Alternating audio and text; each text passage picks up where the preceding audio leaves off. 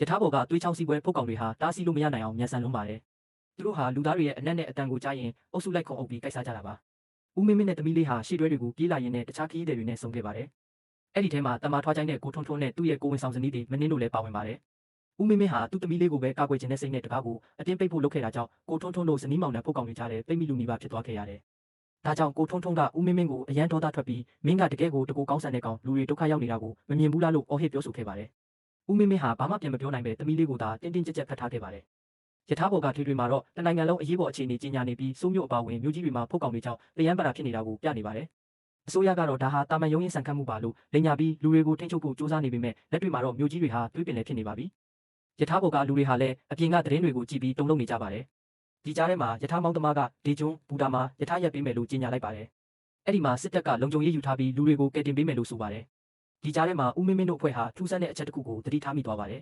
။ဖုတ်ကောင်တွေဟာတကားဖွင့်ရမှန်းမသိသလိုမျက်စိရှိမှလူကိုမမြင်ရရင်သူတို့တွေငြိမ်ကျသွားတာကိုတွေ့လိုက်ရပါတယ်။ဒါကိုကိုထွန်းထွန်းကသတိထားမိပြီးမှန်တကားတွေကိုသတင်းစာတွေရေးဆိုစက်ကူတွေနဲ့လိုက်ကပ်လိုက်တဲ့အခါဖုတ်ကောင်တွေဟာတကားရှိမှတင်ရက်သွားကြပါတယ်။ဒါဟာသူတို့အတွက်ရှင်တန်ဖို့ပထမဆုံးသောမျှော်လင့်ချက်တစ်ခုဖြစ်လာပါတယ်။ဒါပေမဲ့ယထာတွဲတွေထဲမှာပုံနေတဲ့ဥပတင်လိုလူမျိုးတွေကတော့သူတို့အသက်ရှင်ဖို့အတွက်တခြားလူတွေကိုစတင်ဖို့အမြဲကြိုးစားနေခဲ့ပါတယ်။ဥပတင်ဟာယထာဘော်ကလူတွေကိုလှုပ်ဆော်ပြီးဒီလူတွေကကူးစက်ခံရနိုင်တဲ့အနာမကတ်နဲ့ဆိုပြီးတွေးခွဲနေခဲ့ပါတယ်။ယထာကြီးတဲ့ကြောင့်ဘူတာကိုနီးကပ်လာတဲ့အခါလူတွေအားလုံးဟာစစ်တပ်ရှိမယ်ဆိုတဲ့မျှော်လင့်ချက်နဲ့ပစ္စည်းတွေကိုတင်ပြီးဆင်းဖို့ပြင်ကြပါတယ်။ဦးမင်းမင်းကတော့သူ့ရဲ့အဆက်အသွယ်ရှိတဲ့စစ်ဗိုလ်တယောက်ကိုဖုန်းဆက်ပြီးငါ့ကိုပဲတီးတန့်လမ်းကြောင်းကနေကယ်ထုတ်ပေးပါလို့လှုပ်ဝက်တောင်းဆိုခဲ့ပါတယ်။သမီးလေးစုစုကတော့သူ့အဖေရဲ့တကူကောင်းဆန်တဲ့လုပ်ရက်ကိုတီးသွားပြီးအဖေကအမြဲတမ်းကိုယ့်အတွက်ပဲကိုကြည့်တယ်တခြားလူတွေကိုဘာလို့မကူညီတာလဲလို့ပြောပြီးဆက်ဆုပ်သွားခဲ့ပါတယ်။ယထာကြီးတဲ့ကျင်ဘူတာမှာရက်လိုက်တဲ့အချိန်မှာတော့အားလုံးကဘေးကင်းပြီလို့ထင်ခဲ့ကြပေမဲ့တကယ်တမ်းမှာတော့အဲ့ဒီနေရာကယထာဘော်ထက်တောင်ပိုပြီးကြောက်စရာကောင်းတဲ့ဒေတွင်းကြီးဖြစ်နေပါတယ်။